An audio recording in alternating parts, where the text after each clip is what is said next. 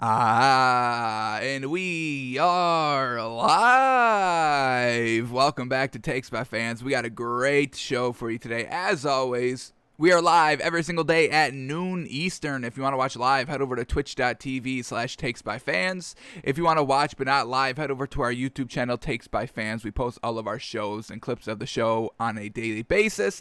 And if you just want to listen, we are on podcasting apps, Spotify, Apple Podcasts, Google Podcasts, iHeartRadio. So however you want to watch or listen, we've got you covered multiple ways. Alrighty, today's a big old Saturday. Finally, no NBA playoff basketball on last night, but it returns tonight, baby. Game 6, Hawks, Bucs in Atlanta. Bucs up 3-2, must-win game for the Hawks. So we'll preview that game, break it down, do our moneymaker for that. And we will be watching the wildcard game, Packers-Washington 2015, to once again judge Aaron Rodgers in that performance. You know, he's got his golf match coming up. He's taking jabs at Tom Brady for some reason. I mean, you should have been taking jabs at Tom Brady on the actual football field, not the golfing green. But we all know what Aaron Rodgers prefers to do. So we are going through his kind of playoff games, playoff logs, and we're at the 2015 wildcard game against Washington. So we'll break down his performance, look at the stats, watch the film, see how much credit out of 100 credit points he deserves for this win. It is a win, so a wild card game win. He usually wins those. But when he gets a little bit deeper, he loses them. So we'll be watching that today on the show, breaking that down. But let's just jump right into it with the stories of the day. And the first one up, oh goodness. Speak of the devil, folks. We were talking about the Lions yesterday on the show, and that we haven't heard anything from Dan Campbell in a while, and that was a good thing. We don't like hearing from Dan Campbell because every time he opens his mouth or does something, we're just like, this is the guy? This is the guy the Lions are trusting to finally turn around their organization? Dan Campbell? But speak of the devil and he will show up, because as soon as we were done with the show yesterday, we get a quote by Dan Campbell, and once again, it's just, this is the guy? After Matt Patricia, 2.5 years, this is the guy you guys go with? To finally get it done, to finally not be the laughingstock of the league. We are turning a new chapter in the NFL era, folks. We are now in the 17-game era. Get it done. Forget about the 16-game schedule for the last 20-plus years. This is the time to finally get it done, to turn over a new leaf, to finally get on track and get the recognition. It's, you know, who's going to have the Patriots dynasty of the 2000s to 2020? Who's going to have that Patriots dynasty in the 17-game era?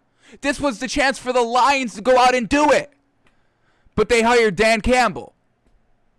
That's not happening, folks. Dan Campbell's not going to be able to do what Bill Belichick did with his Patriots team. We know this. And the Lions actively went out and sought after this man. So he opens his mouth yesterday. And once again, we had this Lions team ranked number 32 in the NFL. Absolutely garbage. Absolutely bad. There's nothing that we can truly get behind. Maybe Jared Goff. Maybe. We're iffy on Jared Goff still. The running backs, once again, we're kind of iffy on as well. There's nothing truly that we can sink our teeth into on this team. And with especially Dan Campbell being the head coach, No. We can definitely not get behind this team. So here we go. Let's read the quote, folks. Let's read this shameful. Let's read this absolutely shameful quote here. So here we go.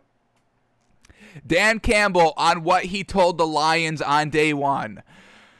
I don't even want to read this, folks. I truly don't want to read this. I don't want these words coming out of my mouth, but I have to read it. So here we go. Dan Campbell on what he told the Lions on day one. Quote, I said, look, I'm not carrying your toilet paper around. I'm not going to wipe your butt. You're going to wipe your own butt. You handle it, and I'll treat you like men until you prove otherwise. That's the big motivational speech that you wanted to kind of give your team. That was your first impression. I'm not going to wipe your butt. You're going to wipe your own butt. I'm going to treat you like men until you prove otherwise. I'm not carrying around your toilet paper. Who says these words, folks? Who strings these words together like this? This is like the most baseline thing. This is what you tell like modified kids, folks. Pee-wee football kids, Pop Warner football kids. This is what you tell them. Hey, we're men here. I know you all are 8, but we're men now. You are on a grown man field, and we are men. I'm not going to wipe your butt. And then it gets kind of a giggle out of the kids. But that's like baseline first year of football stuff. And Dan Campbell brought that to the highest level. This is the guy. This is the guy that the Lions went with after seeing the train wreck that was Matt Patricia. Look, I'm not going to carry your toilet paper around. I'm not going to wipe your butt. You're going to wipe your own butt. Do you need to say both of those sentences back to back? The first sentence implies the second sentence. I'm not going to wipe your butt. Oh, okay, so I have to wipe my own butt. Okay, so if I'm following the logic, yeah, I have to wipe my own butt. And then he goes out and says, I'm not going to wipe your butt.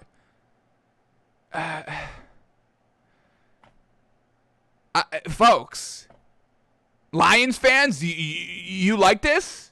This is what you want from your head coach? You think Sean Payton ever said this? You think Bill Belichick ever said this? Not their first year, not their second year, not ever. They never uttered these words. This is what you tell the Pop Warner, the 8, the 7, the flag football when they're just getting introduced to the sport. This is what you tell those kids. I'm not going to wipe your butt. Hey, we're men here. We're grown-ups on this field. Let's go get it done. I'm going to treat you like grown-ups. I know your parents don't treat you like grown-ups. They say you're only a kid, but this is a grown man sport. And I know we're only 8 out here, but we're going to learn the fundamentals. We're going to get better. I'm not going to kind of hold your hand. There's no hand holding. We're all going to go get it done. We're all going to kind of improve together as a team. I'm not going to wipe your butt. And they all giggle at that. And, that's fine. They're 8. They can laugh at that. That's fine. That's understandable. That's kind of why you say it, to lighten the tensions a little bit. You just told these 8-year-old kids they're going to be grown men now. So throw in a little playful, hey, I'm not going to wipe your butt. You're going to have to wipe your own butt still. Ha ha ha ha. Get the laugh, get the kind of crowd, engaging a little bit. But you tell them, if you talk to me like this as 25 plus years old, I've got no respect for you right off the rip. Yeah. Nobody's asking you to wipe my butt. How about you say wipe my ass? How about that? I mean, if you're going to kind of, use this kind of very, very, folks, this is the ground level stuff we're talking about. And that's what we would expect from Dan Campbell, never being a head coach before. So he's kind of in this kind of infantile stage of coaching. So he's going to bring out the infantile kind of coaching lessons and phrases and all that to get the reaction. So once again, folks, we are truly 100% off of this Lions team. I can't back Dan Campbell, folks. I've tried. He was a Dolphins interim head coach. And I gave him a chance. I kind of, when that kind of move off of, I think it was after Joe Philbin. I think that's when we moved him because we fired Joe Philbin, I believe, middle of the season. And then we brought in Dan Campbell because he was on the team. He was our tight ends coach, I believe. And so we move him over to head coach. And after week 1, I was like, oh, okay, I can get behind this man. But as the weeks progressed, I'm like, yeah, this man is not a head coach, not even close. And I know he was the assistant head coach for the Saints, learning from Sean Payton. But I'm not seeing he's learning anything from Sean Payton here. After the first couple of months as the head coach, he's not learning anything from Sean Payton.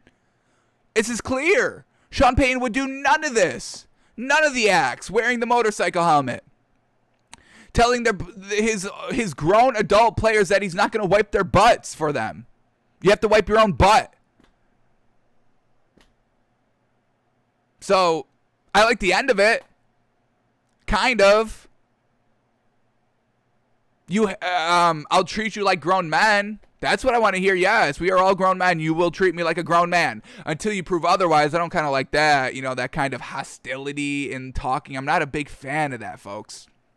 If you're trying to motivate and get people to behind you, I don't like this kind of backhand talking. Hey, I'm going to treat you like grown men until you prove otherwise. And then I'm going to get you, then I'm going to, not respect you as a man and all that. I don't like that kind of, I don't know how to describe it.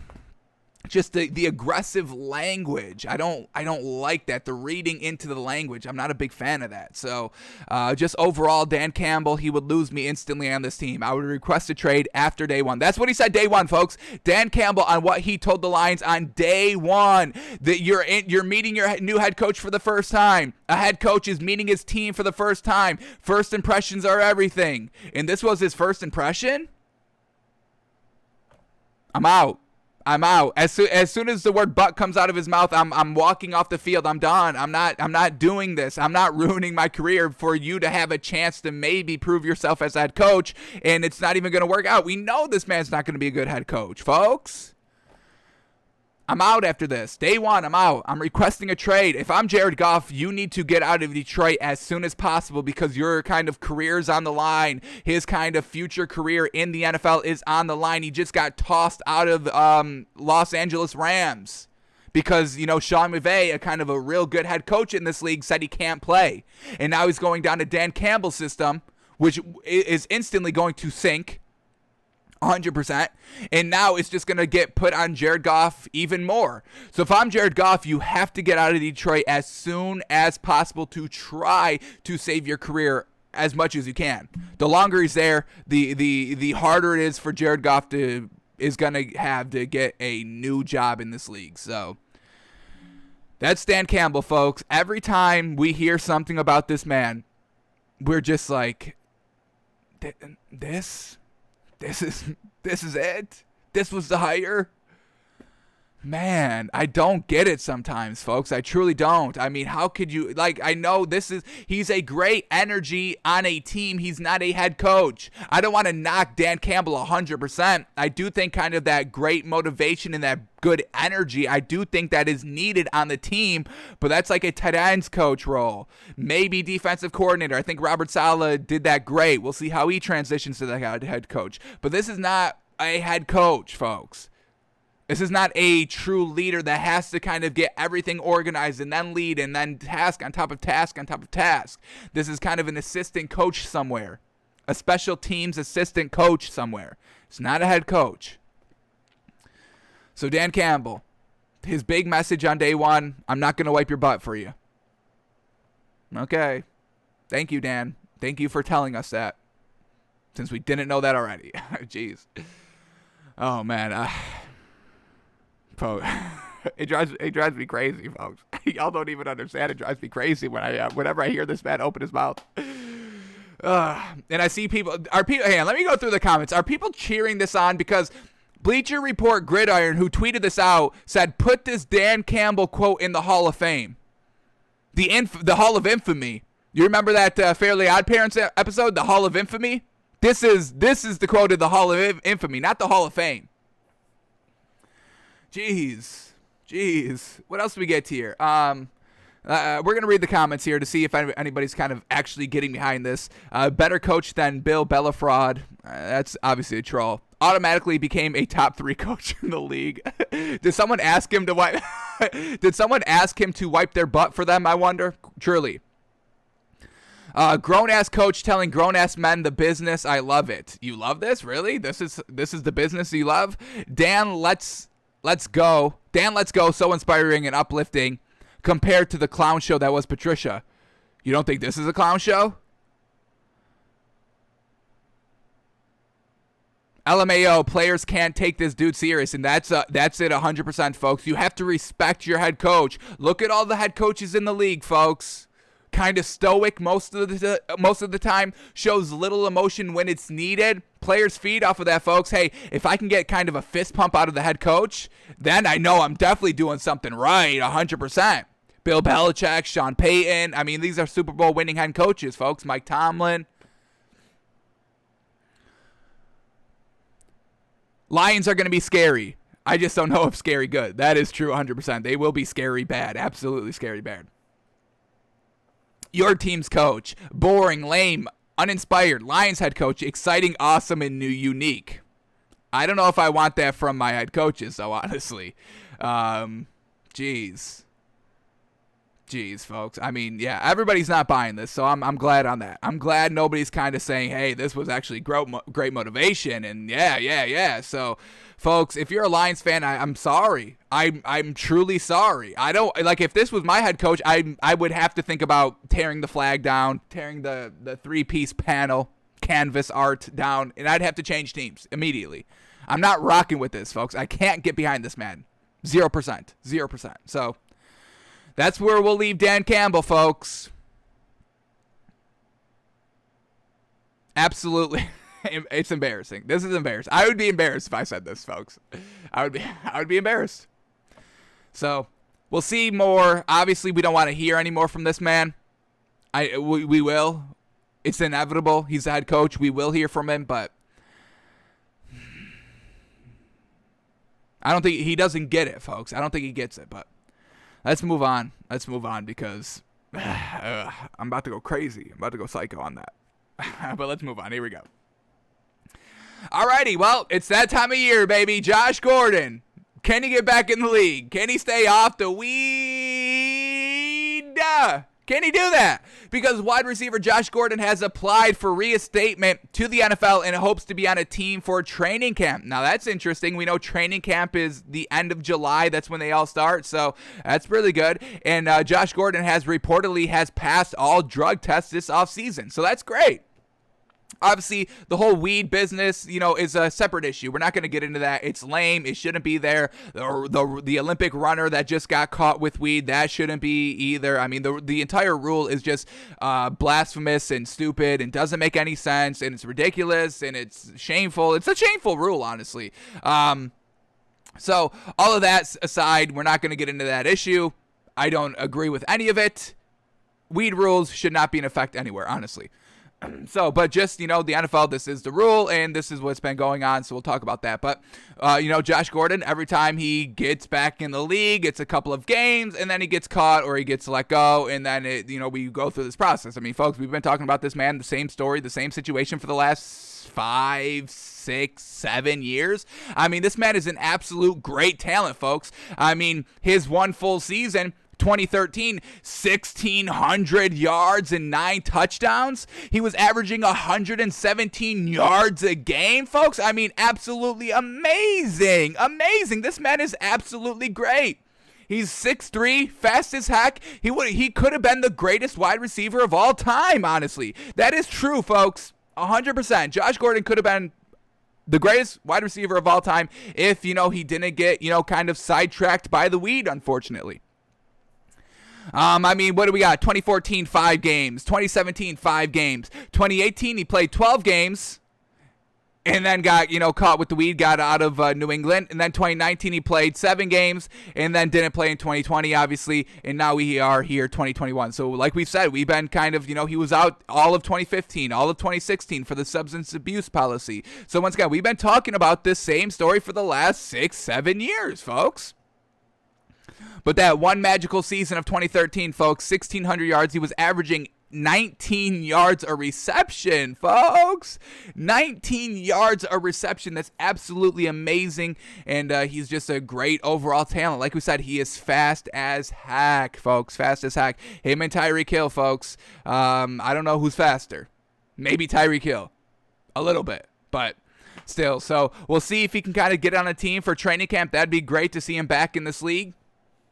We know, marijuana is becoming more and more kind of accepted. Finally, it's getting legalized everywhere. Finally, for recreational purposes.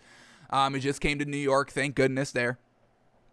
So, all these kind of, rules that are holding these great athletes back. I mean, folks, everybody is smoking weed out here, folks. Truly. I mean, there's multiple NFL players that are smoking weed, but just never get caught, never get tested. They use that as pain management. You can ask every athlete, would you rather have these hardcore pills to treat your pain, or would you rather smoke a little weed? And I would say 100% of every athlete polled that question, they would say, yeah, let me smoke the weed for pain relief.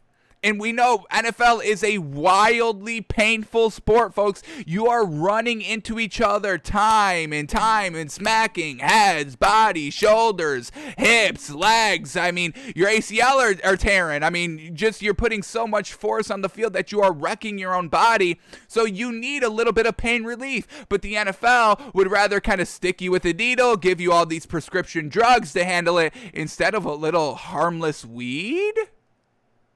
Really? What sense does this make? It doesn't. It truly doesn't make any sense out here. So we'll see what Josh Gordon can do. We'll see if he kind of is still looking in his prime 2013 season whenever he's back on a team. Now he is kind of aging up a little bit, which is, kind of the unfortunate side here. Father Time is not going to wait for this man just because, he's only played kind of 2 full NFL seasons. That doesn't mean that he's going to, be able to still play for 8 seasons. He's 30, folks. We've been talking about age this offseason at wide receiver. Julio Jones, 33. A lot of kind of Hall of Famers, it's kind of 50-50 whether they play past 33 to like kind of 36, 37, 38. But then we've also seen a lot of kind of players stop at 33 and never be productive after 33. So, Father Time is ticking on Josh Gordon. Definitely has to go and get it right. We need to see what this man can do. If it's only 1 season, it's going to be a little unfortunate, but so be it. We have to see this man back in the league and see what could have been. So we can take this kind of 2021 season, if he plays, the entire year, starting wide receiver on a team, watch him be great, and then just kind of, speculate and imagine, man, oh man, if we had this man for 8 consecutive years, through 2014 to 2020, man, that would have been something, wouldn't it? Damn, but we only got 2 great seasons, 2013 and 2021. We'll take it, I guess. Give it to me. Let me see it. So we'll see what Josh Gordon can do out here. Let's see if he kind of gets on a team before training camp, so he has kind of a full training camp to get kind of, the playbook and the team, the situation, and a chance to have a starting role on a team. So let's see if that happens. So we'll keep a close eye on Josh Gordon and celebrate if he gets signed to a team. But he's passed all of his drug tests this offseason, so that's definitely a great sign. And now it's up to just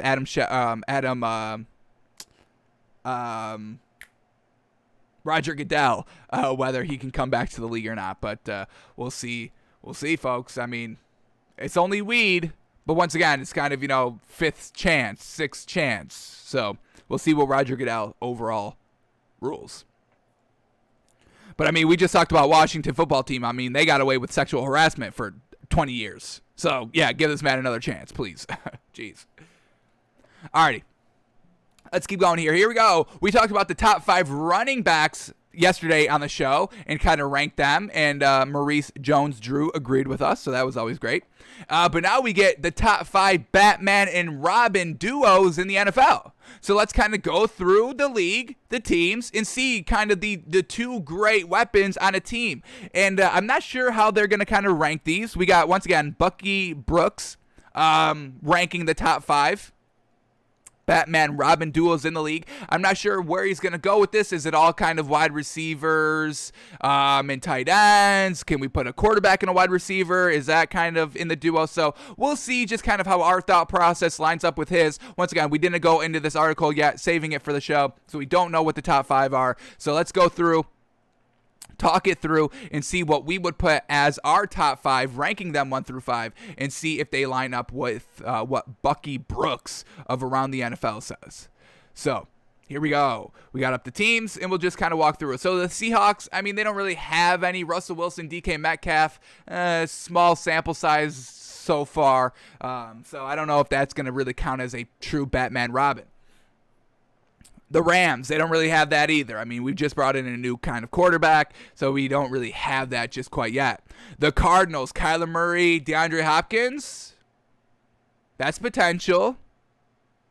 That is potential. Maybe top 5. We'll come back to that because it's not an overwhelming top 5 right now. It may be a 5 if we're looking to round out the top 5. The 49ers, yeah, once again, just nothing truly kind of great on their offense, kind of multiple pieces together. The Saints, who would it be? Alvin Kamara and Michael Thomas. That's a pretty good duo right there. Who do we truly call Batman, though? Who's the Batman in that pair? Is it Alvin Kamara, folks? The dual threat?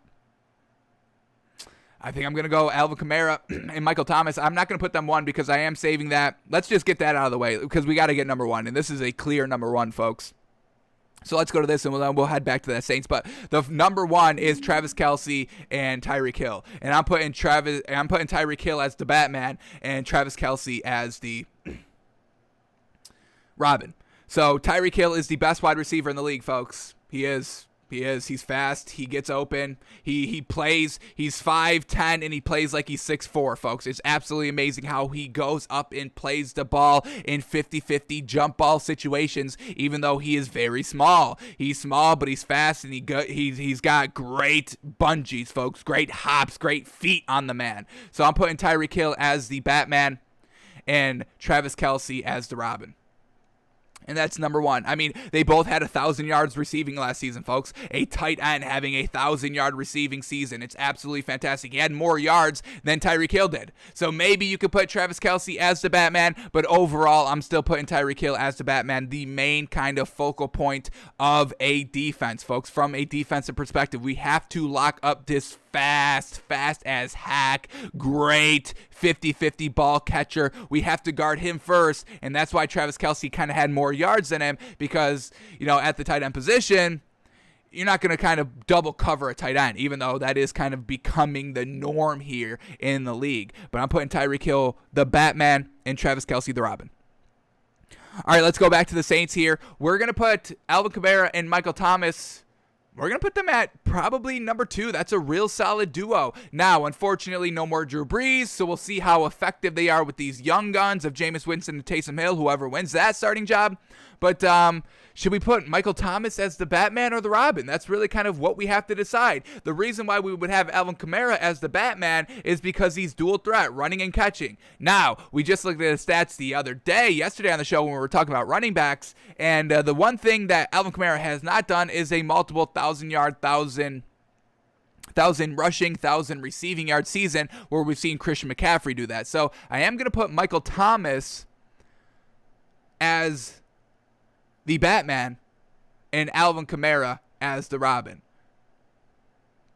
If Alvin Kamara had a 1,000 and 1,000-yard season, I would definitely say he's the Batman. But because he's under that kind of threshold, that kind of great benchmark of a threshold, we got to put him as the Robin. All right, so we got number one, Tyreek Hill and Travis Kelce, and number two, Michael Thomas and Alvin Kamara as top 5 Batman-Robin duos. Now let's keep going. The Bucs, they've got pieces everywhere. Do you want to put Tom Brady and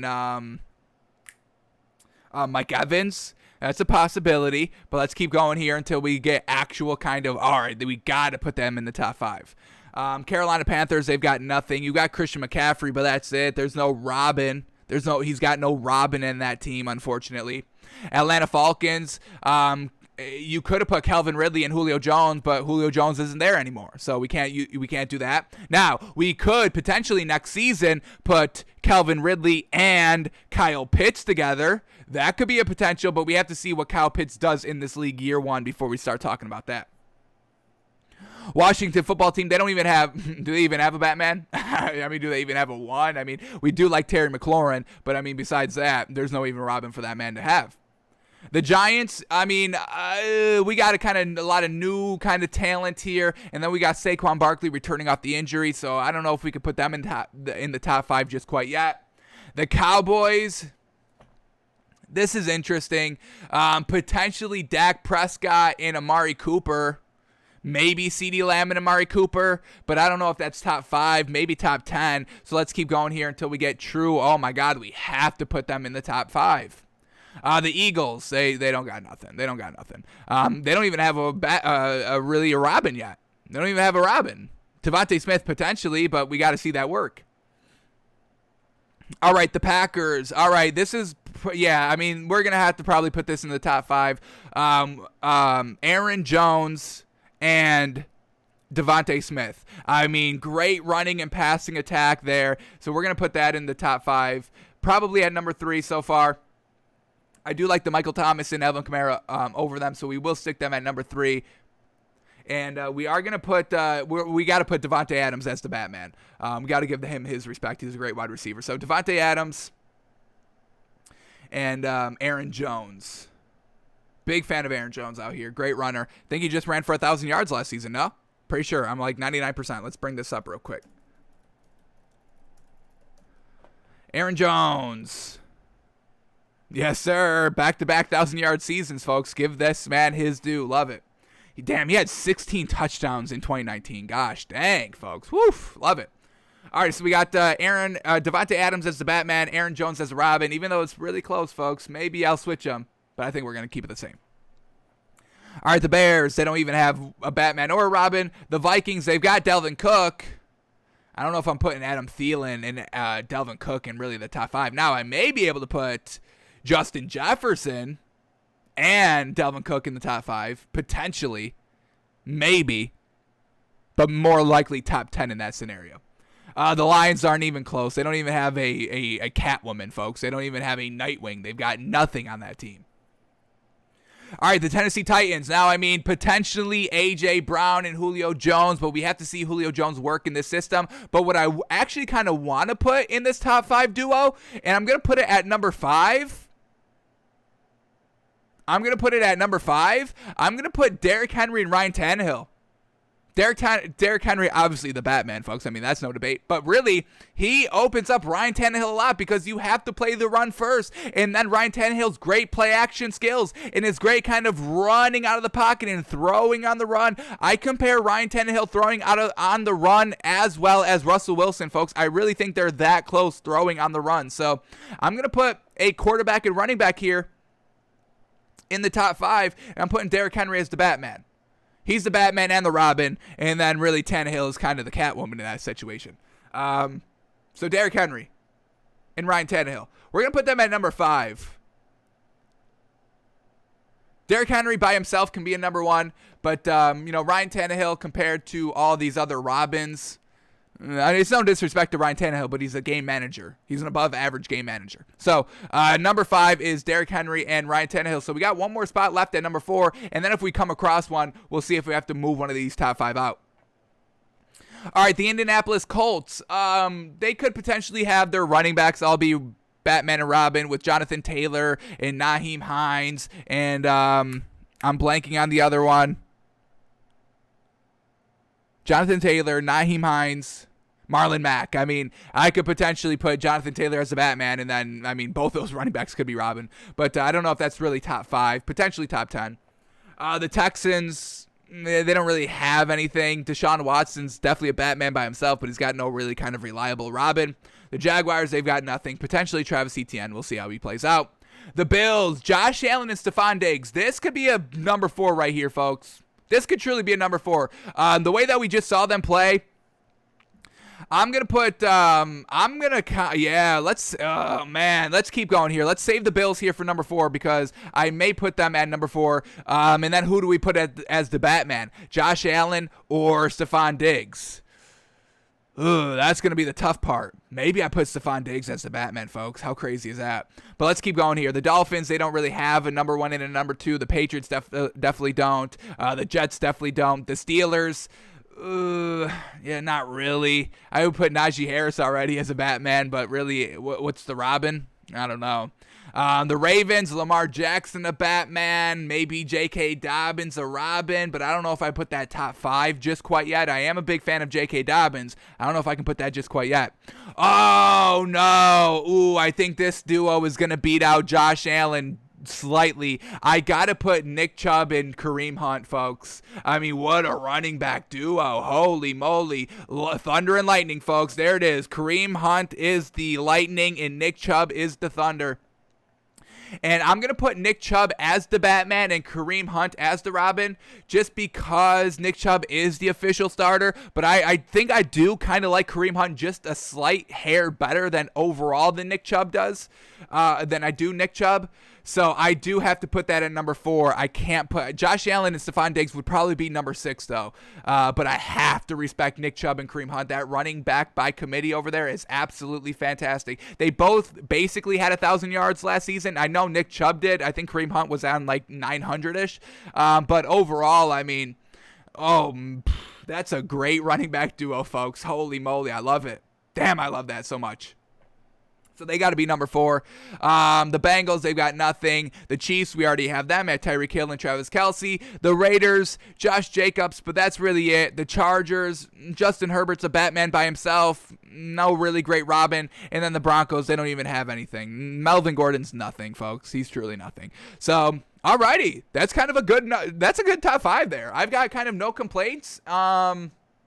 I don't really think anybody's kind of rivaling for a top 5 spot. I truly think it's kind of, top 5. This is the top 5 like we have it. And everyone else is just kind of competing for 10 through 6, honestly.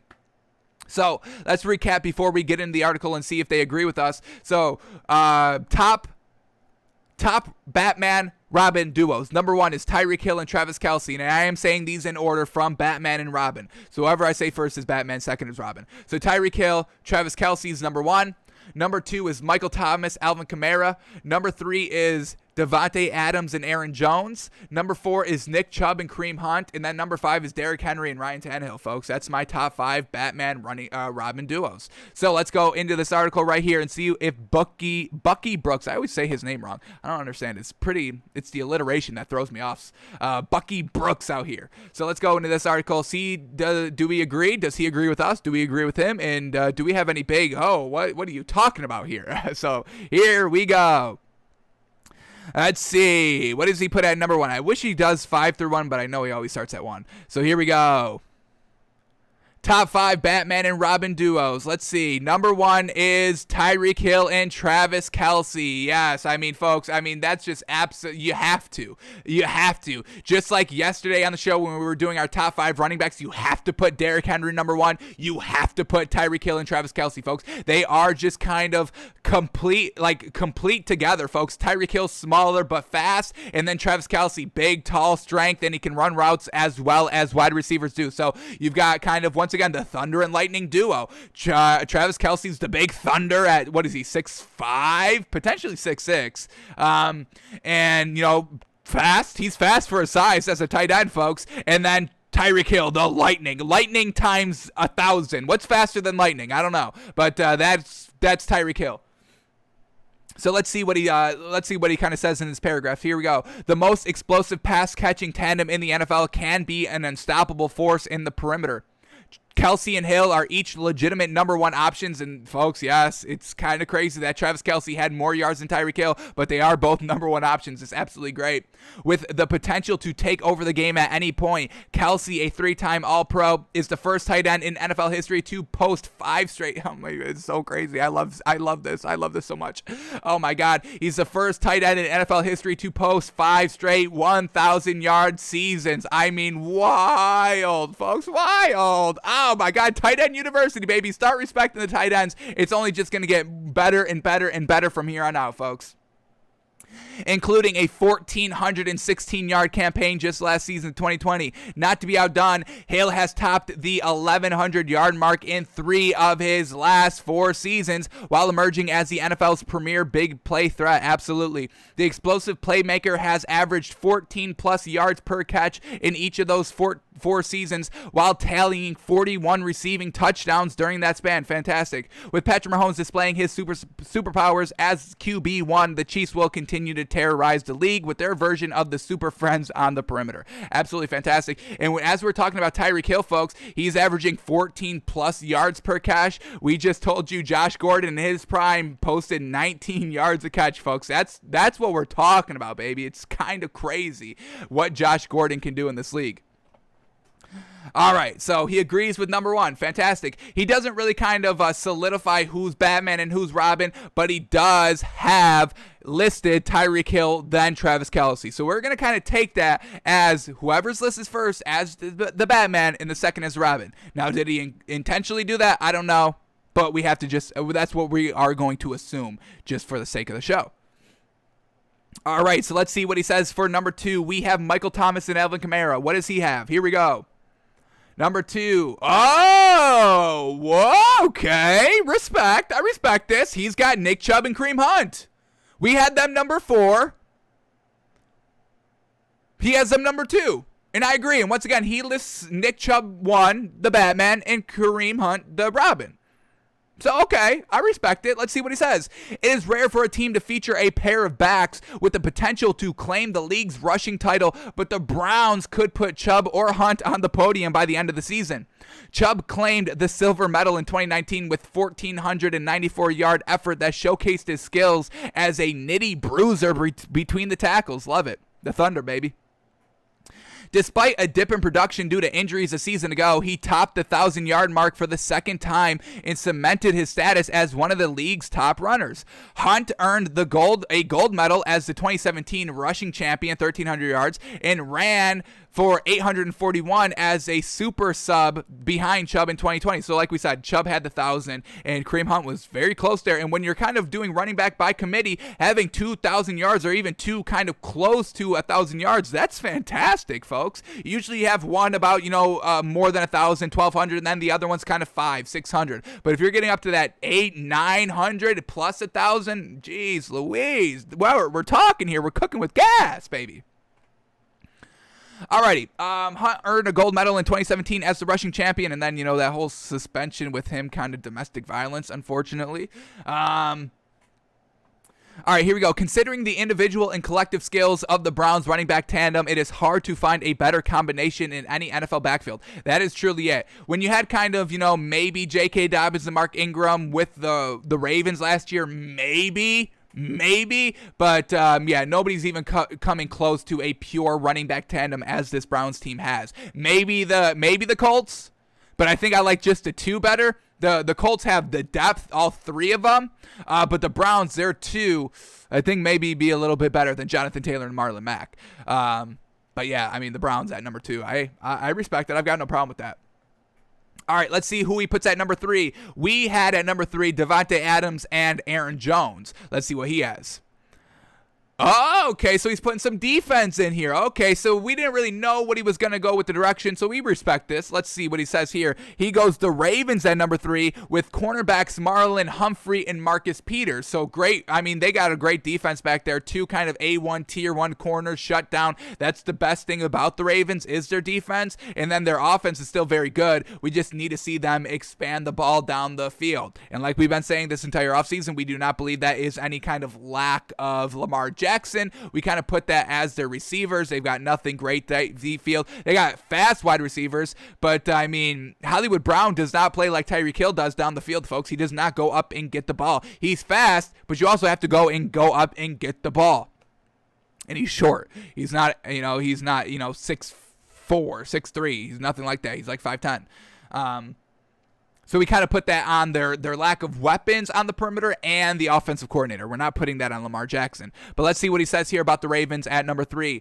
Playing great defense in today's NFL is all about forcing turnovers. With that in mind, the Ravens defense will always rank among the game's best units as long as Peters and Humphrey are leading the way as ball magnets in the secondary. Peters is a turnover machine with 31 career interceptions and 9 forced fumbles in 6 seasons. Fantastic. Although he gave up an occasional play as the fearless gambler, the veteran routinely makes up for his mistakes with a timely interception that changes the momentum of the game.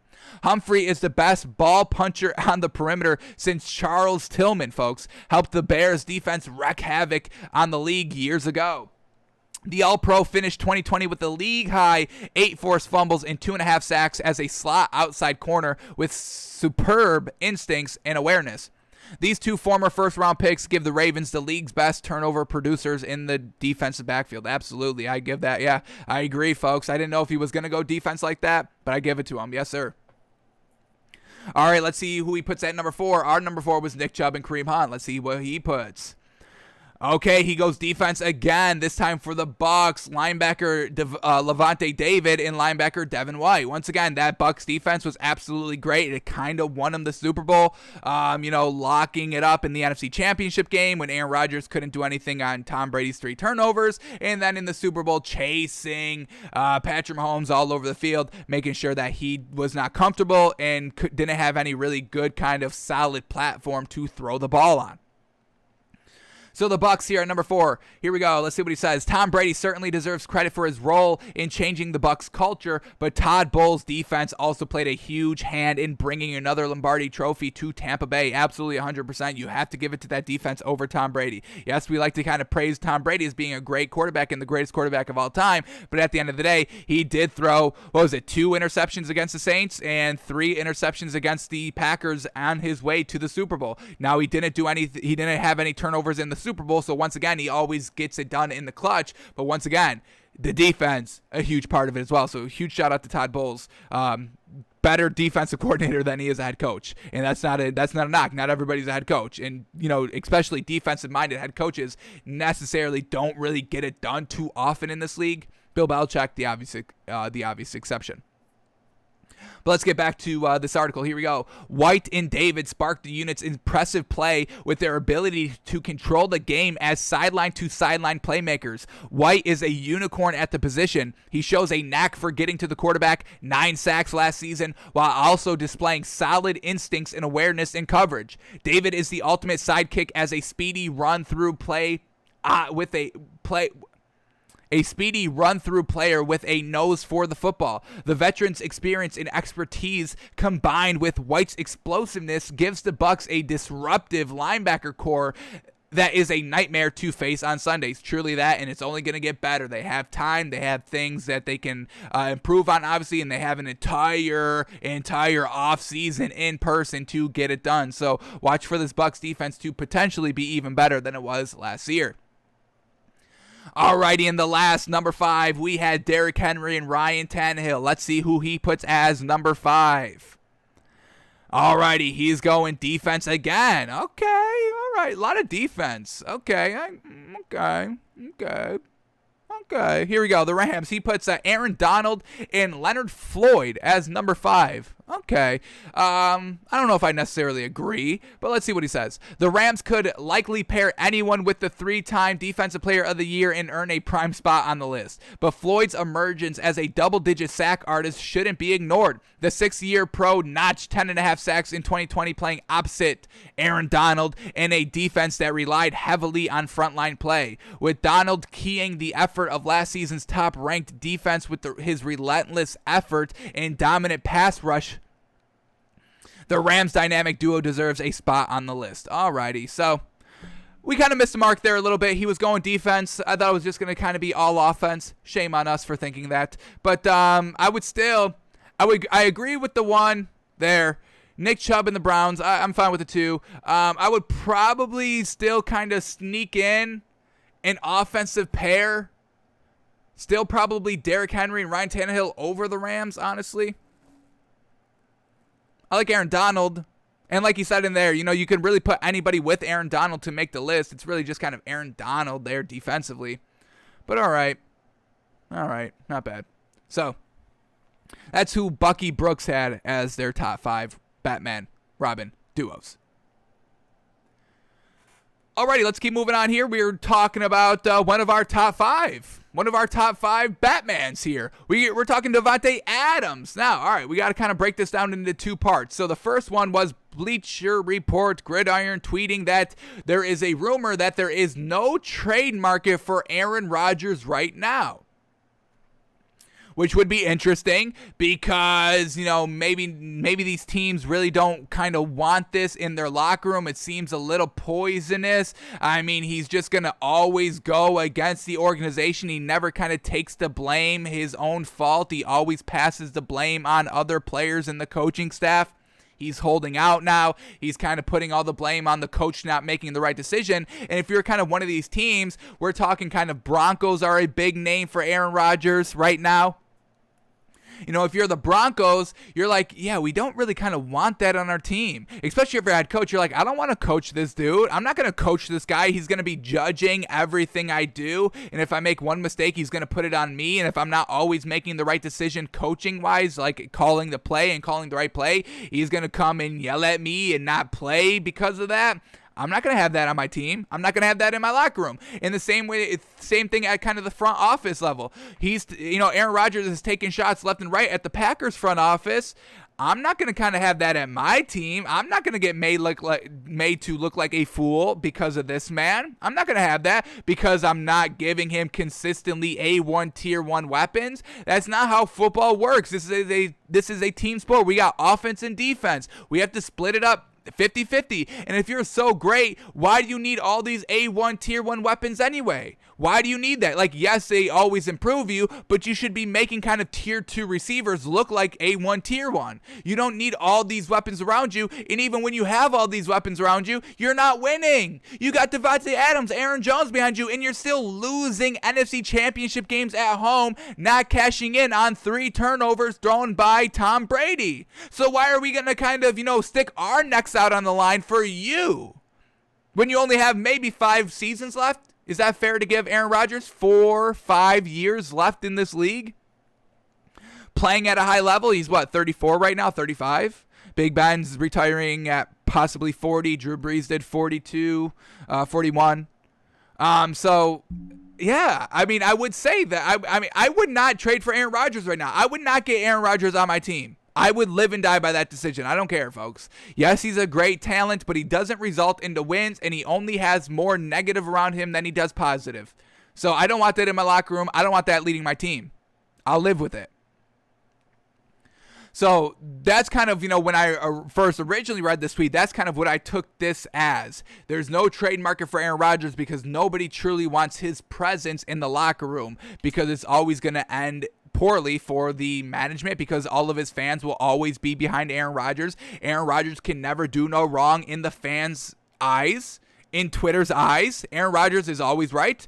Aaron Rodgers is the greatest thrower of the football of all time, which I'm not denying. When we have to take everything into account for the greatest quarterback of all time, he's not it. We have to start winning. So yes, the greatest thrower of the football of all time, maybe number one. I don't think I would necessarily disagree with anybody. But as for winning wise, he doesn't get it done.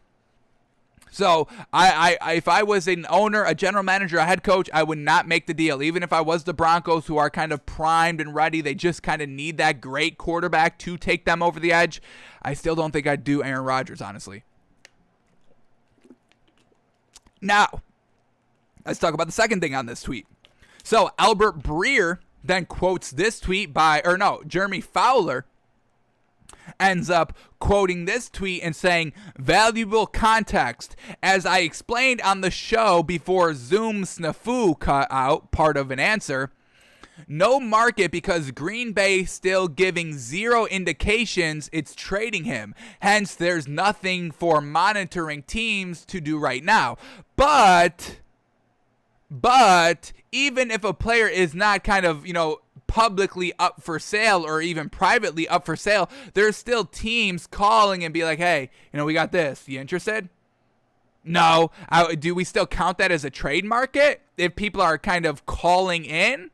Because when you say no trade market to me, that kind of means that nobody's inquiring. And like Jeremy Fowler says, nobody's inquiring because Green Bay's like, no, we're not trading him. So you can kind of read into it whichever way you want to. We obviously will never know kind of the full in-house details. Are they fielding calls? Are people calling for him? Are the Packers just instantly hanging up the phone when teams call about Aaron Rodgers? We don't know the 100% of that. So take it at what you will. I think I will kind of lean a little bit more towards Jeremy Fowler's kind of explanation that there's no trade market because the Packers are always kind of hanging up the phone and saying, no, we're not trading him. No, we're not trading him. No, we're not trading him. No, we're not trading him. So I think I go with that over than the Broncos aren't really calling anymore. All these teams aren't really calling anymore. But I maybe weigh it 70-30. I'm kind of buying into Jeremy Fowler's explanation 70%, and then the field the 30%. But we'll see what happens with Aaron Rodgers. Doesn't seem like he's going to show up to training camp, but we'll see. We'll obviously know more on Wednesday when we get to see Aaron Rodgers for kind of the first time in the public spotlight when he's golfing, because that's what he's doing now instead of playing football, golfing. We'll see.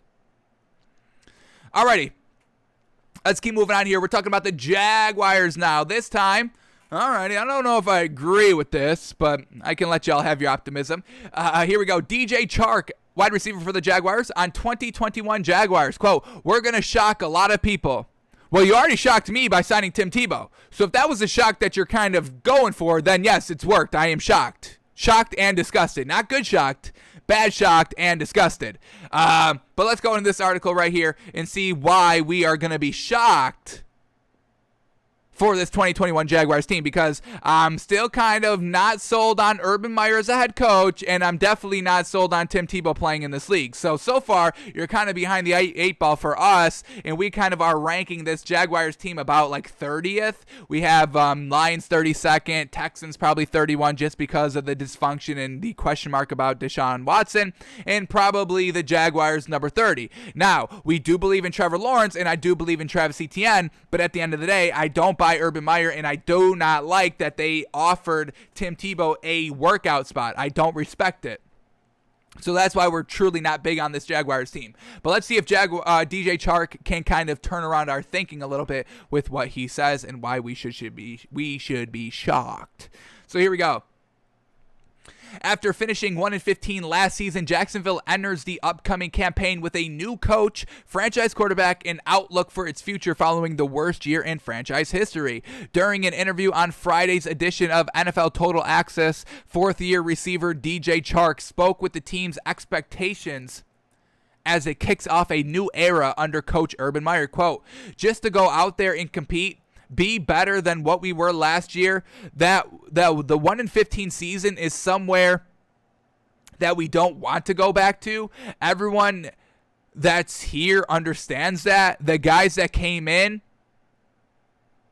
from a lot of winning programs, so we're trying to develop that winning culture and just that camaraderie here, and I think we're going to do really good. I think we're gonna shock a lot of people. I'm not one of the people that's huge on setting record goals or anything like that, or saying how many wins or losses we're gonna have, but we're going to be excited. We're going to be an exciting football team for sure."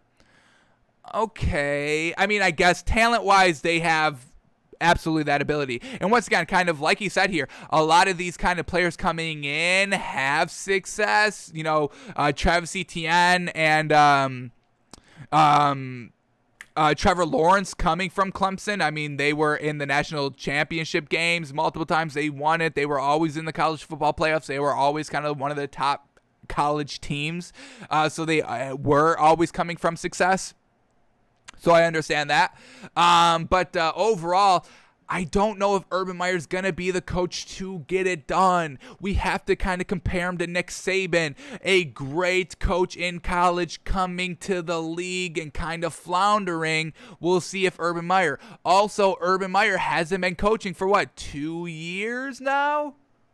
So is he going to be a little rusty? And once again, did he already lose the locker room bringing in Tim Tebow?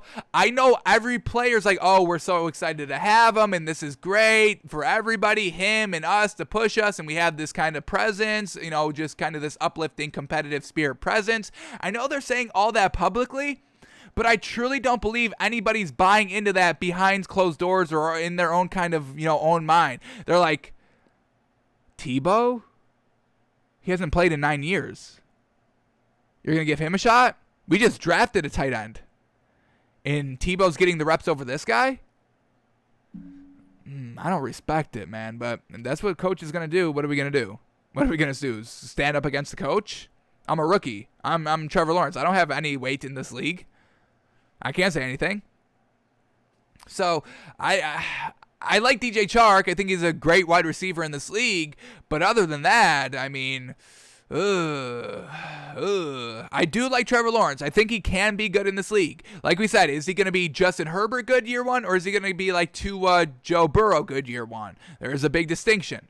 So, in how is Travis Etienne? I think he's going to have no problem fitting in this league. I do like Najee Harris over Travis Etienne, but I do believe in Travis Etienne to get it done. So, we'll see. Do we get anything else here? All right, one more quote here. Here we go. Aside from the hope that better days are ahead, perhaps the arrival of Meyer and Lawrence will also amount to a bounce-back year for Chark, a 2019 Pro Bowler whose production dipped in 2020 amid his team's struggles. His emergence as the number one wide receiver will be crucial to the offense and Lawrence's development, even with the experienced Jones joining the fray. Quote, "We take a lot of responsibility and accountability when it comes to the passing game. Marvin coming in, he's a dynamic player. Levitska being young and so dynamic. Me still trying to reach new heights. I think we have a lot to prove, but I think it's going to come together real smooth. And definitely being able to have Trevor back there, it's crazy how he's so young and so talented. So the sky is the limit, really, with us right now. We don't know how great we can be, but we know we can be great for sure." And that is true. This ceiling for the offense here of the Jaguars can be absolutely sky high. You've got playmakers all around the field. Trevor Lawrence, if he's going to step in year one, be great. Same thing with Travis Etienne. He could be a 1,000-yard rusher year one for this Jaguars team. He is going to be the starting running back. Let's bring up this Jaguars depth chart. Jacksonville depth chart. Let's bring this up real quickly. Who do they have as their running back two? James Robinson, once again, solid. What did he do last season? About 800 yards? Oh, he broke 1,000. Very well done. So maybe more running back by committee here between Travis Etienne and James Robinson. Marvin Jones, what did he do last season? 900 yards for the Lions. So real solid there. They got playmakers everywhere. I mean, DJ Chark's been a 1,000-yard wide receiver in his career. No? 2019, did he do that? 2019, 1,000 yards. So they've got 1,000-yard people everywhere on the field, which is exactly what you want to see. They just have to have Trevor Lawrence be the guy, and we do believe he can be the guy. They do have Gardner Minshew behind him, which we are big on Gardner Minshew. Defensively, what are we looking at here? What do we got? Josh Allen, obviously, great. Miles Jack, solid. Shaquille Griffin, solid as well as the corner. CJ Henderson, what did he do last season? Multiple picks? What do we got?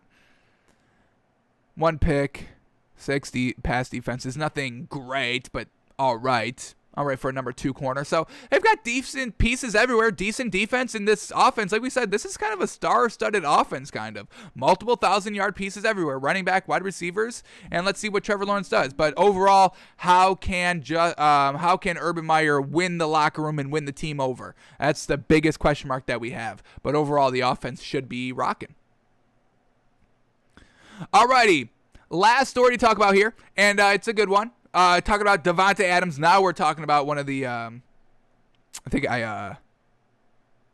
kind of beefed that with Aaron Rodgers. But this is what we were kind of referring to when we were talking about one of the top 5 Batmans in the league. Talking about kind of Davante Adams now. Wide receiver for the Packers. Great wide receiver. He can get it done. Top 5 wide receiver in the league. I think people can agree with that.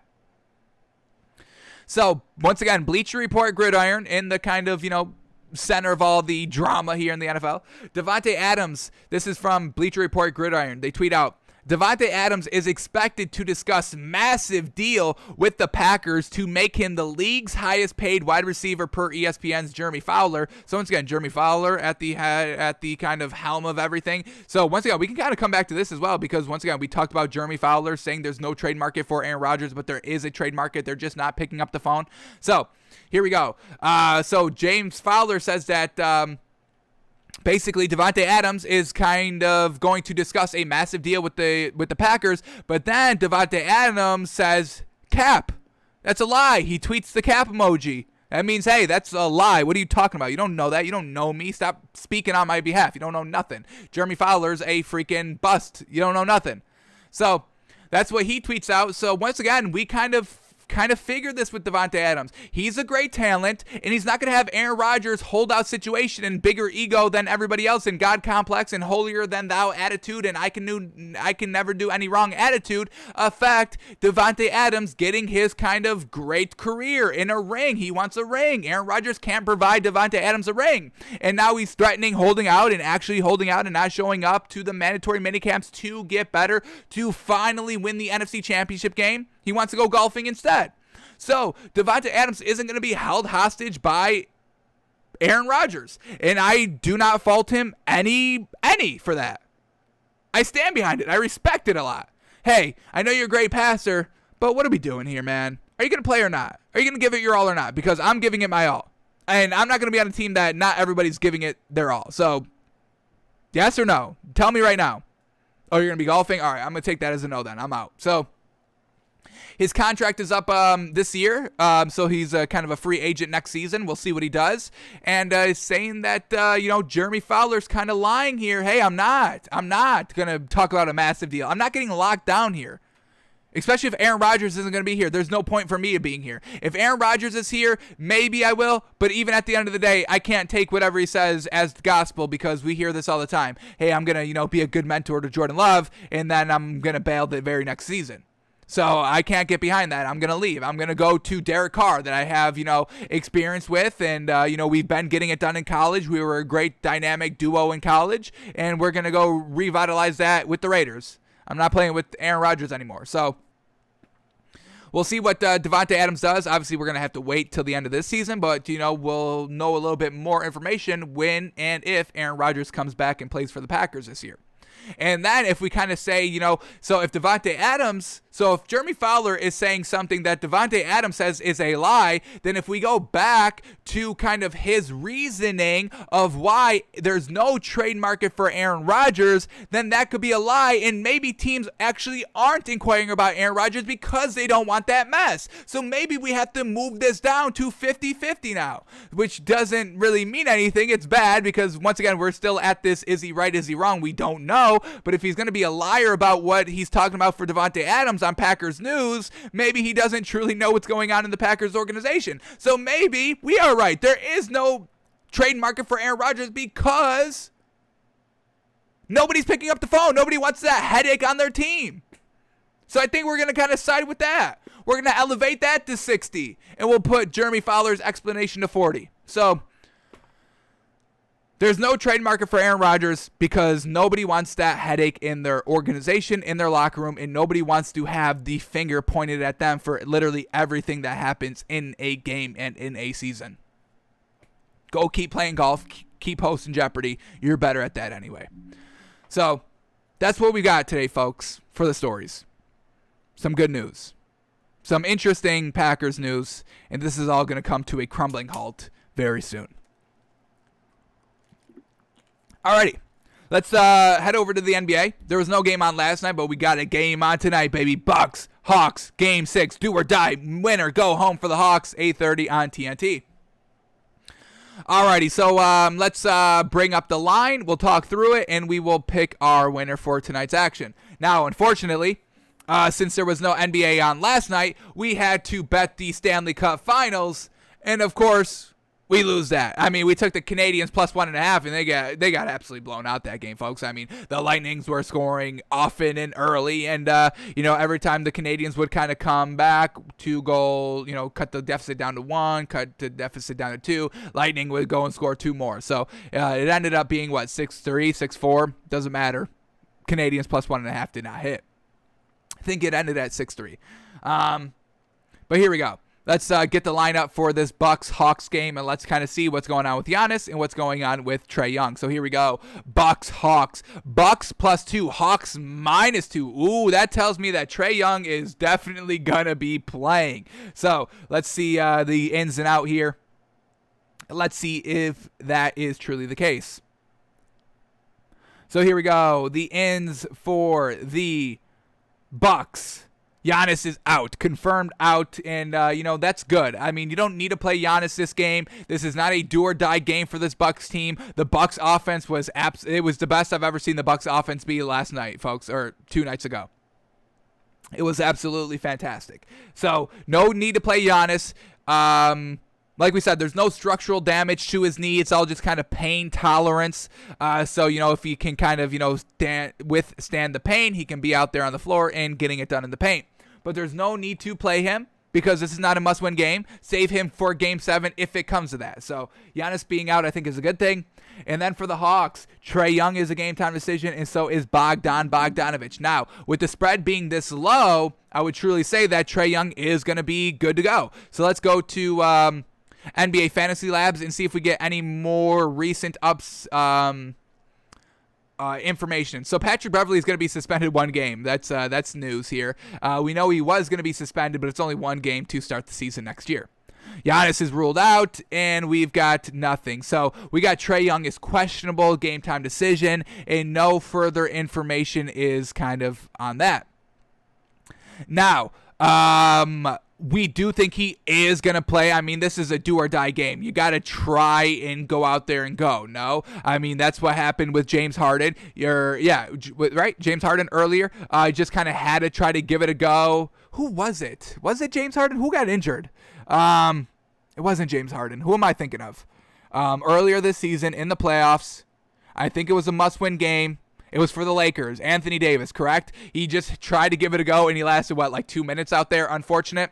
So I kind of think you have to do the same thing with Trae Young. It's just a bone bruise, which once again, it's still, a decent injury out here. But I think you have to try and give it the Hawks here a full go for Trae Young. Now, when we're talking about this spread, Bucks, Hawks, Bucks +2, Hawks -2, Hawks at home, Bucks on the road have never been that great. And when we look back at what the Bucks did so great in game number 5, it was their kind of consistent scoring. Everybody was scoring. Brook Lopez put up 33 points, folks. The Hawks could not get it done in the paint. Now, can the Bucks replicate that performance on the road? I don't know. This Bucks team, the other scorers, the outside shooters are really kind of hit and miss during this entire playoff series. And they were especially not that great on the road. Looking back to that Nets series, they lost all those games on the road. Besides Game 7, they were able to kind of step it up and get it done. But I think I am going to go to the Hawks -2 here. Just the way that the Hawks were playing just defensively was their downfall. They were hitting the threes. They hit 15 threes. If they played a little bit better defense, they would have been able to beat the Bucks kind of no problem. But, just kind of the beef down low was getting to the Bucks, and I don't understand that. John Collins and Clint Capella truly floundering against kind of, PJ Tucker and definitely Brook Lopez down low. And Bobby Portis. Bobby Portis truly got it done at the 4. So we'll see. I don't think the Bucks are truly going to be able to replicate that offensive performance from Game 5 to Game 6 here on the road. So I'm going to take Hawks -2 here, and I do think Trae Young is going to play. How many minutes? Does he get injured? That's still going to be a question mark. But overall, the threes were on point. Bogdanovich finally was able to get into a nice rhythm throughout the entire game, and that's what was kind of the biggest Hawks downfall throughout this entire series. Even with Giannis playing, even with Trae Young playing, it was that outside scoreability by the Hawks was not as good as it was throughout the regular season. Finally kind of got back on track a little bit. And I think the Hawks are going to be able to kind of carry a little momentum. Atlanta's going to be rocking and roaring. This is a must-win game. They're not ready to go home yet. The entire city of Atlanta, everybody on this Hawks team, also believe that this Hawks team can actually win the finals, folks. I think they can go all the way and win it this year.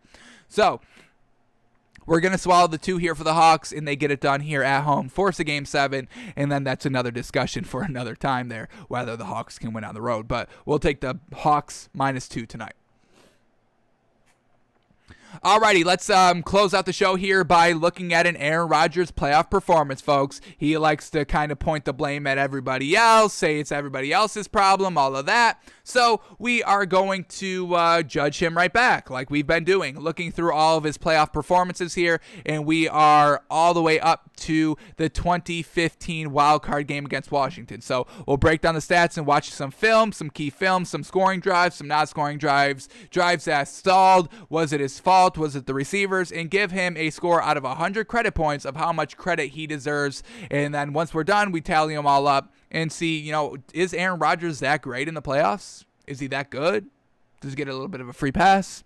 And we'll talk all that through. So like I said, we are going to be looking at the 2015 wildcard game against Washington. So let's look at the stats first, and then we'll start dissecting these drives and watching these drives and seeing how he's looking. So Packers, Washington, it was kind of a blowout here. 35-18 point win for the Packers.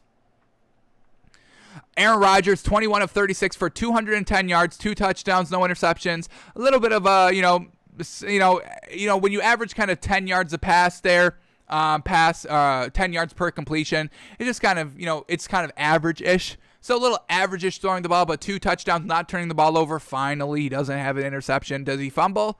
He doesn't fumble. Eddie Lacy fumbled. Unfortunate there.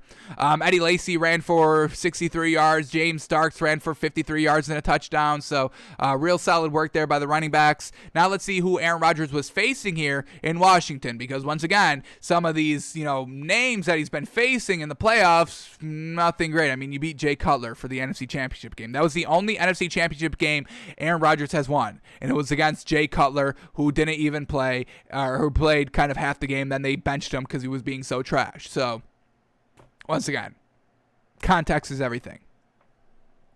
But he goes against Kirk Cousins here. 29 of 46 for 329 yards, 1 touchdown, no picks. Did he fumble? Oh my God, Kirk Butterfinger Cousins out here. 3 fumbles, lost 1 of them. Kind of trash still. Alfred Morris. Oh, my God. What a throwback there. Love Alfred Morris. Alfred Morris, 11 carries for 50 yards. Chris Thompson, 1 carry for 25 yards. So nothing truly great there offensively by the Redskins. And the Packers played a turnover-free game, so that was solid there. So let's go through this drive chart here, and we'll start kind of looking at the plays of Aaron Rodgers and seeing if he deserves credit for this big kind of blowout win. Basically doubled the score. I mean, you won by 17 points. That's a blowout in this league, folks. Alrighty, so he starts the game on a 4-and-out. Unfortunate. We got a pass incomplete on 3rd and 9. Let's bring that up really quickly.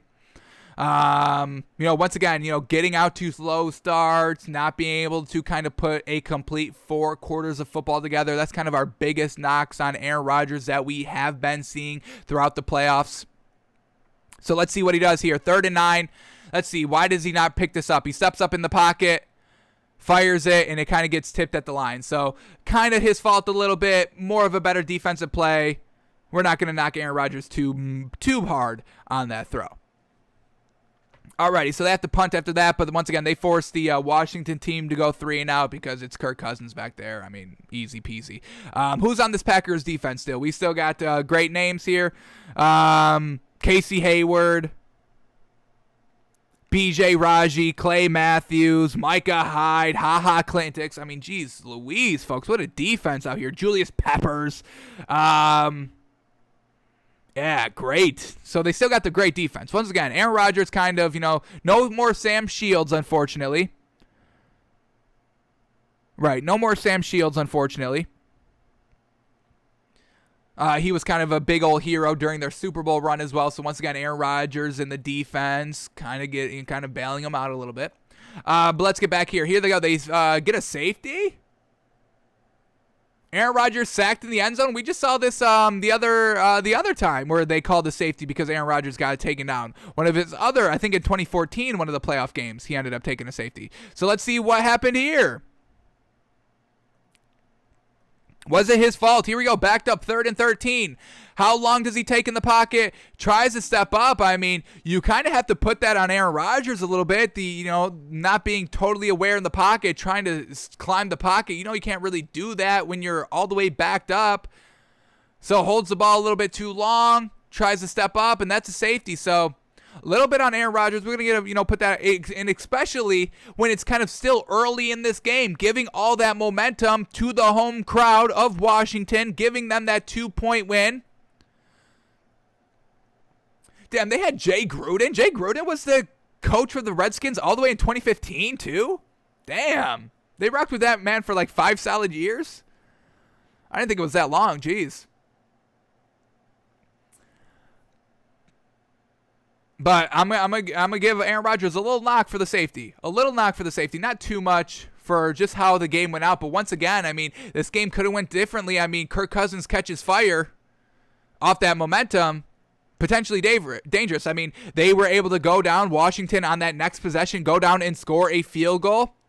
Once again, Just kind of getting stopped on the 2-yard line. Damn, they marched it all the way down to the 2nd and goal at Green Bay's 1-yard line, and the defense of the Packers just stuff it out. 1st and goal, no gain. 1st and goal from the 1. 2nd and goal from the 1, they lose a yard. 3rd and goal from the 2, 5-yard penalty, and then 3rd and goal, Kirk Cousins cannot complete the pass. How unfortunate. So they have to settle for a field goal, and now it's 5-0. Now let's see what Aaron Rodgers does on the next drive, and they go 3 and out. 2 back-to-back pass incompletions. Let's watch these. Are these his fault? Let's cue this up. 4:19. I mean, folks, once again, the defense truly bailing out Aaron Rodgers. You're about to lose the game in the first quarter because you can't do anything meaningfully offensively. So here we go.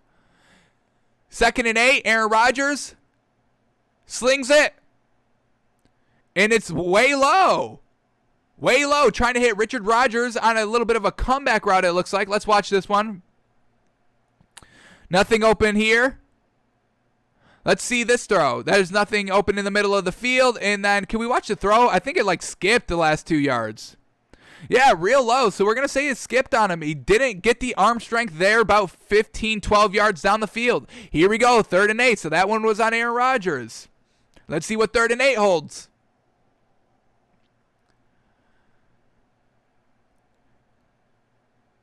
Going deep. And once again, just overthrows it. Incomplete. Randall Cobb couldn't catch up to it. Aaron Rodgers puts it way too much out in front because once again, I mean, folks, we're seeing this time and time again. Aaron Rodgers likes to kind of, throw the ball leading so there's no chance at an interception. It's either an incomplete or a receiver makes a great catch at it. Aaron Rodgers doesn't like to put himself in a situation where he will cause a turnover. That's Aaron Rodgers' biggest fear, turning over the ball. That's his biggest accolade, never turning over the ball, but it hurts him in key situations, key scenarios, and that's why he's only been to 1 Super Bowl, folks. Alrighty, so I mean, these kind of early blunders are him again, folks, and once again, the Packers defense steps up, forces Washington 3 and out, and then what happens with Aaron Rodgers? 3 and out again. Let's see why. We get pass incomplete. So once again, 2 more pass incompletions here by Aaron Rodgers. Are they his fault? Let's see and cue up these plays. Starting at 1:41 left in the first quarter.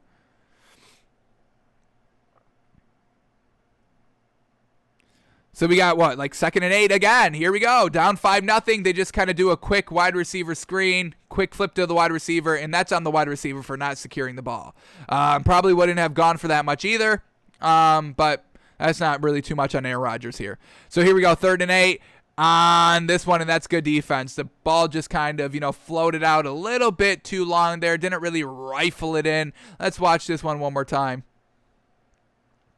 Just kind of, it's a comeback route, and the defense is able to kind of just get a hand of the ball last second because the pass wasn't that well bulleted in there. Not going to put all the blame on Aaron Rodgers.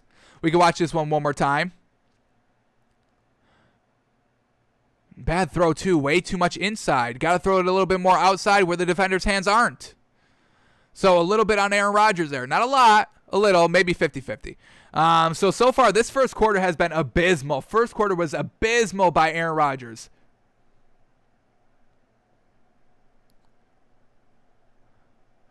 All right, now we go down to the second quarter. The Packers defense gives up a touchdown. Now they're down 11-0, and finally, now Aaron Rodgers is on his kind of horse to answer that call. So let's watch this drive here, this entire touchdown drive by the Packers, and see how it's looking. Is it all Aaron Rodgers? Are they focusing on the run game? So let's see what we get. Queuing this one up at 13:02 in the second quarter. All right, so starting at their own 20, no great field position. First play is a run to James Starks, and it goes for about -1 yard. Unfortunate. Here we go, 2nd and 11 now. Aaron Rodgers finally able to complete a pass. Real tight coverage to Richard. Who is that? He wears the hoodie all the time. Alrighty. Here we go. 3rd and 4. Aaron Rodgers tries to get a quick play off. He does. And they call a flag on it. Yep, Washington Either 12 men on the field or offsides. Either way, Aaron Rodgers gets it done like he always does. Picks up the first down on the penalty. Now we get 1st and 10. Plenty of time in the pocket. Goes downfield, and there it is. Bango, bango. Big strike over the middle. What's his name? We got to remember the name. He wears the hoodie, folks. James Jones. That's who it is. Alrighty. But let's keep going back to the film here. Great strike over the middle to James Jones. About 30 yards, maybe 25, 30 yards. It was great. All right, now in Washington territory at the 35. Once again, another wide receiver screen. This time it sets up great. Able to kind of have the receiver catch the ball this time. And it goes for about 8 yards. 9 yards officially. 2nd and 1 now. They hand off the ball. Ooh, maybe just short of the first down. Let's see where they mark it. Wow, that's a generous spot. But they give them the first down on the run. Now at the 25-yard line, quick throw there to James Starks for 5 yards. Now officially in the red zone, and this is where Aaron Rodgers usually struggles a little bit. Let's see how he does it here. They hand off the ball and picks up the first down. Picks up about 7. To Randall Cobb, a nice little decent jet sweepish. Here we go, another wide receiver screen that unfortunately is incomplete. So they're trying to get the ball off quickly here. And here we go. Once again, Aaron Rodgers able to force a free play defensively. And then there it is. Touchdown on the free play. Aaron Rodgers, hey, you can do whatever he wants. That's why he takes risks on those free plays. And he's able to score a touchdown. But overall, hey, that's a great drive. Great kind of mix between kind of quick hitters, deep throws, getting, the defense kind of offside on some hurry-up offense. And, hey, that's all Aaron Rodgers there. So big credit there. All right, so that was a great drive there by Aaron Rodgers, and it really kind of kicks off. So they fumble. Washington fumbles on their next drive, and the Packers have to settle for a field goal. Let's see why they have to settle for the field goal here. So let's cue this up at 4:19 in the second quarter, where they are 1st and 10 on Washington's 32-yard line. Let's see why the drive stalls. Is it incomplete passes by Aaron Rodgers? Why could they not score the touchdown? So here we go. 1st and 10, Aaron Rodgers, play action pass. Going deep, overthrow. Jeez, had the man wide open, just overthrows Randall Cobb. Unfortunate.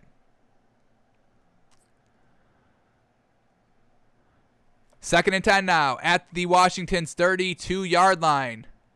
Wow, they get another free play. Unfortunately, it was kind of a wide receiver screen that goes nowhere. 2nd and 5 because of the penalty.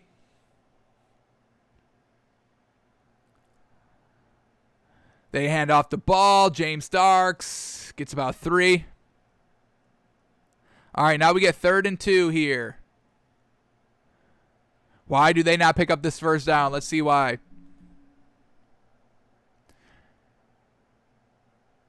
Aaron Rodgers to James Jones. Unfortunate drop of a pass there. Let's see if we get another angle to see how well this pass was thrown. Seemed good. Seemed like this was a good pass. Let's see. Yeah, that's just great defense. These corners are kind of locking it up, but that's a good throw by Aaron Rodgers. Inside, exactly where the ball needed to be. Not his fault. What is Aaron Rodgers' fault on that drive was kind of the overthrow pass there. That would have been a touchdown. Unfortunate, but overall, not totally his fault that they had to settle for a field goal. All right, so they make the game 11-10 now, and then they force Washington to go 3 and out, and now it's Aaron Rodgers. 2 minutes, 22 seconds left to go in the first half, and we know he's going to take advantage because that's what he does. So let's watch this drive now, and let's see what Aaron Rodgers does to get this touchdown. So great starting field position at Washington's 40. Hit over the middle for about 5 yards, complete.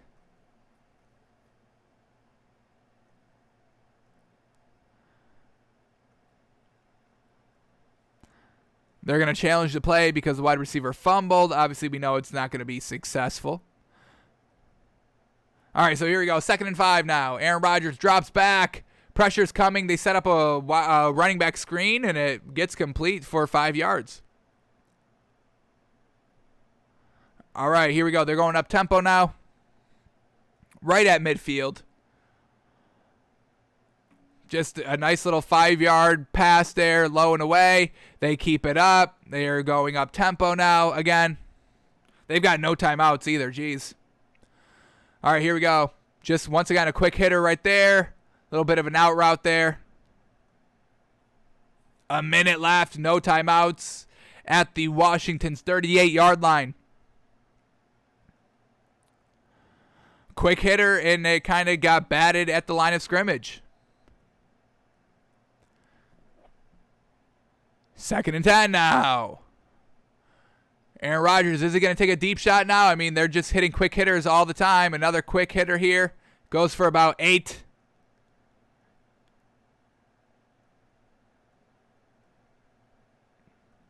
Good throw to kind of fit it in there. I mean, these corners are all over these receivers. And Aaron Rodgers is putting it right on the money. So, great there. But now we get 3rd and 2. Going deep this time. Yes, sir. Davante Adams, baby. Taking your shot. Trusting your guys. Fantastic. A one-on-one matchup. Not the bestly thrown ball. This one seemed to be a little bit too much under. No, that's pretty solid. That's a good throw. Overall good throw there. Can't really knock it. That's a good throw. On replay, it was a good throw, folks. Here we go. 1st and 10. 1st and goal from the 10-yard line now. Let's see how he gets it in. Once again. Oh, my God. Overthrow had Randall Cobb wide open. Overthrows him. Jeez. He's lucky he still gets a touchdown in this drive, but that could have been deadly. Let's see. Here we go. 2nd and goal this time. Over the middle. There we go. Wide open to mother-loving Davante Adams, baby. There it is. So great job by Aaron Rodgers on that kind of 2-minute drive to go up 17-11 before halftime. Washington comes out of halftime and scores a touchdown, making it 17-18, and that was the last points they scored for the rest of the game. So let's watch some of these touchdown throws now by Aaron Rodgers, because on the first drive out of halftime, they go to the touchdown, making it 24-18. Then they score another touchdown, and then they have to go punt, and then they field goal, and then they fumble. But game's really out of hand. So let's watch these kind of last 2 touchdown drives, and then we'll call it and have our grand total of how much credit Aaron Rodgers deserves for this game.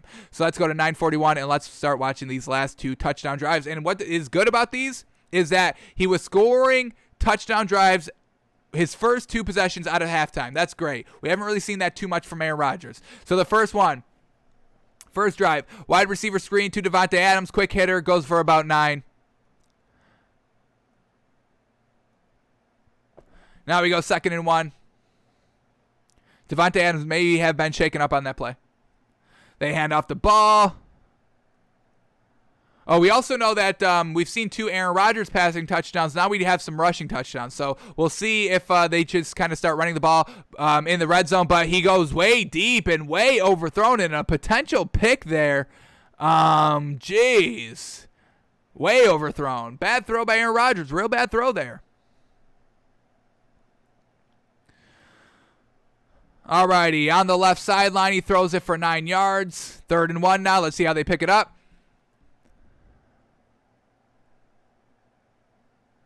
Play action pass, and then there we go. Great. Oh, my God. Kuhn there. Jeez. Robert Kuhn, is that it? Is that his name? What's his first name? John Kuhn. That's a great catch. That seemed to be, yeah, let's watch the replay on this one. That seemed to be a little way behind. Not too behind. That was a good catch, though. Solid pass. Great catch. All right, Aaron Rodgers flinging it again, and once again, way overthrown, just barely out of bounds, and a potential for a pick there. And Davante Adams is questionable to return now. Unfortunate. All right, 2nd and 10. Aaron Rodgers is just not having that great of a day. It's a decent day, but some of these overthrows. Here we go. Run to the left, and it picks up 9.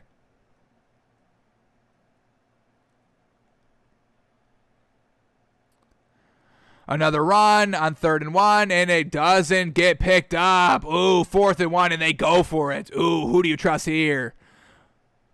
Let's see. Aaron Rodgers, 4th and 1, under center, has to call a timeout. Unfortunate. But they're going to go for it again here. Here we go. 4th and 1. Aaron Rodgers under center. How do they pick this up? Trying to draw him off sides. It's not working. And then they just go to Eddie Lacy. Yes, sir. About 10 yards on the play. Well done.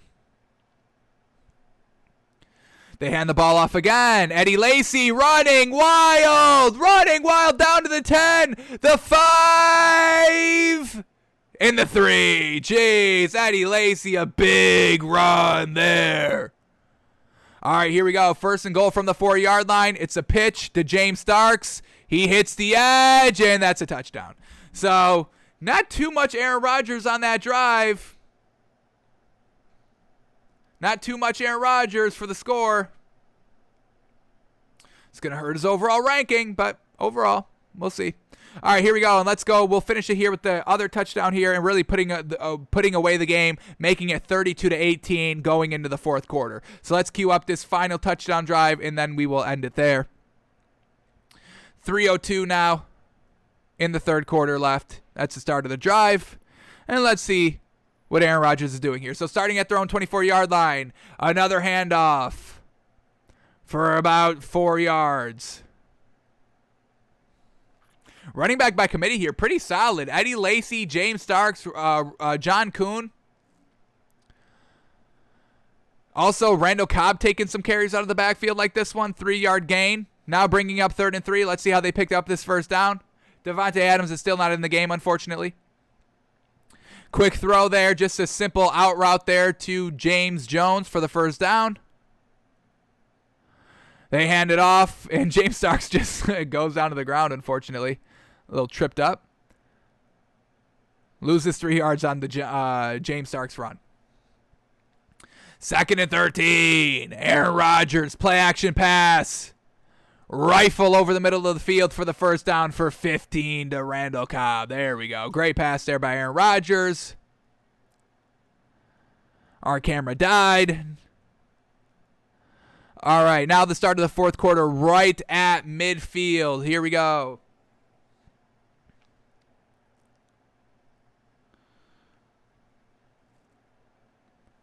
They hand it off to James Starks. And there we go, an 11-yard run for James Starks. They go to James Starks again, who picks up about 7 yards. 2nd and 3. Come on, Aaron Rodgers. Let's see you flinging this ball here. They hand it off again. James Starks picks up the first down, just barely. They're just bleeding this clock. Ooh, free play. Oh, they wave it off, unfortunately. But once again, Aaron Rodgers getting this defense offsides all game long. You love to see it. Classic Aaron Rodgers stuff here. 1st and 5, approaching the red zone at the 24. They hand it off to James Starks, and he goes big time down to the 3-yard line. And then here we go. 1st and goal from the 2. They hand it off to Eddie Lacy. He beefs his way into the score. So those 2 touchdowns is really just a running game at the end of it. So overall, we have to judge it out of 100 credit points for Aaron Rodgers. And I am going to give it the defense. I mean, that awful first quarter, folks. A lot of the running. He had a great second quarter, but that was really it. Ran it basically every time in the 3rd quarter. A ton of overthrows. A ton of kind of, missed opportunities to kind of, get a passing touchdown that, he ended up making up for in the same drive. But overall, if he didn't get those chances, could have hurt him a little bit. Settling for field goals and whatnot. Not scoring at all.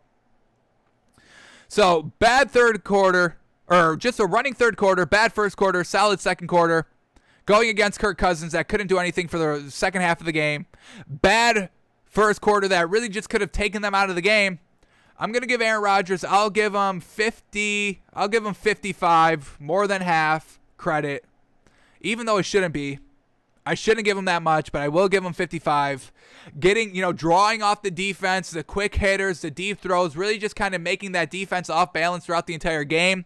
That's really where we're going to give them a lot of credit in, and that's why we're going to give them 55 out of 100 credit points for the game against Washington, the 2015 wildcard game.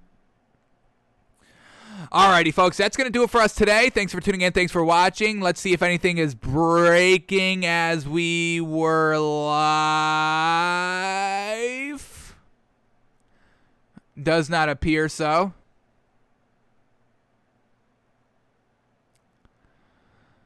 Let's see.